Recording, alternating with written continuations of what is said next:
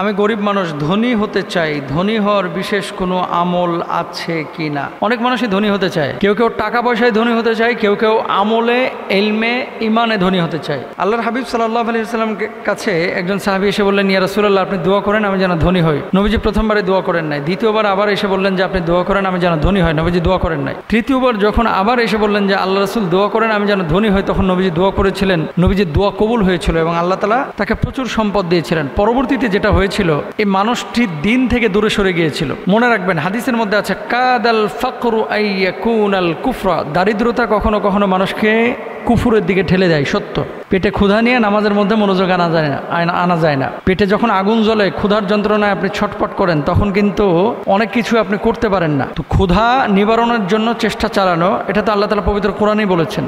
কি কুদিয়াতিস সালাতু ফান্তাশিরু ফিল আরদ ওয়াবতাগু মিন ফাদলিল্লাহ, যখন নামাজ শেষ হয়ে যাবে তখন জমিনে ছড়িয়ে পড়ো, আল্লাহর অনুগ্রহ তালাশ করো, রিজিক তালাশ করো, খাওয়া দাওয়া কোথায় পাবা? বৈধভাবে। এটা তো আল্লাহ বলেছেন। তাহলে রিজিকের জন্য চেষ্টা চালানো, এটা আপনার আমার জন্য জরুরি একটা বিষয়। এখন আপনি প্রশ্ন করতে পারেন যে মোহতারাম, পৃথিবীতে টিকে থাকতে তো অর্থ সম্পদ বা টাকা পয়সা দরকার আছে। কতটুকু দরকার? যতটুকু আপনার প্রয়োজন ততটুকু আল্লাহর কাছে কামনা করেন। যেটা আপনার প্রয়োজন না, এই অতিরিক্তটা যখনই আপনি পাবেন, আপনার ভিতরে উদাসীনতা আসবে, আপনি পাপের দিকে নিমজ্জিত হওয়ার, আকৃষ্ট হওয়ার সম্ভাবনা থাকে এবং হয়ে যাওয়ারই সম্ভাবনা বেশি। কারণ মানুষের কাছে যখন অর্থ থাকে, তখন কোথায় খরচ করবে জায়গা যখন পায় না, তখন শয়তানে খালি লারা দেয়। একবার থাইল্যান্ডে যা, চায়নায় যা, দুবাই যা, মালয়েশিয়ায় যা, যেখানে যেখানে ফুর্তি টুর্তি করা যায় ওই জায়গায় যা ফুর্তি করে টাকাগুলো শেষ করে আয়। এরকম অনেক মানুষের আছে। অর্থবিত্ত আল্লাহর কাছে কামনা করবেন, আল্লাহ দিনের কাজ করবে, জন্য আমার টাকা পয়সা দরকার, তাহলে কোনো সমস্যা নাই। কিন্তু আপনার দিনের কোনো বালাই নাই, আপনি শুধুমাত্র টাকা কামাচ্ছেন মাল খাওয়ার জন্য, এরকম চিন্তা চেতনা নিয়ে আল্লাহর কাছে এগুলো আশা করা যাবে না, দোয়া করা যাবে না। এবার আসেন, যারা প্রপার ওয়েতে সত্যিকার অর্থে দিনই স্বার্থে বড়লোক হতে চাচ্ছেন, ধনী হতে চাচ্ছেন, এক নম্বর কাজ হচ্ছে আপনার বেশি বেশি ইস্তেগফার করবেন। আস্তাগফিরুল্লাহ, আস্তাগফিরুল্লাহ, আস্তাগফিরুল্লাহ। আপনি বলবেন ইস্তেগফারের সাথে ধনী হওয়ার সম্পর্কটা কি? সম্পর্ক আছে। কোথায়? সূরা নূহের 10 এবং 12 নম্বর আয়াতে আল্লাহ কি বলছেন? ফাকুলতু আস্তাগফিরু রাব্বাকুম ইন্নাহু কানা গাফফারা ইউরসিলিস সামা আলাইকুম মিদরারা ওয়া ইউমদিদকুম বিআমওয়ালিন ওয়া বানিনা ওয়া ইয়াজআল লাকুম জান্নাতি ওয়া ইয়াজআল লাকুম আনহারা। ইস্তেগফার বেশি করো, আসমানের বরকতের দরওয়াজা আমি আল্লাহ তাআলা খুলে দেব। তোমাদের পালনকর্তার কাছে ক্ষমা প্রার্থনা করো, তিনি অত্যন্ত ক্ষমাশীল, তিনি তোমাদের উপর অজস্র বৃষ্টিধারা ছেড়ে দেবেন, তোমাদের ধন সম্পদ ও সন্তান সন্ততি বাড়িয়ে দেবেন, তোমাদের জন্য উদ্যান স্থাপন করবেন এবং তোমাদের জন্য নদী নালা প্রবাহিত করবেন। তাহলে এখান থেকে কি বোঝা যায়?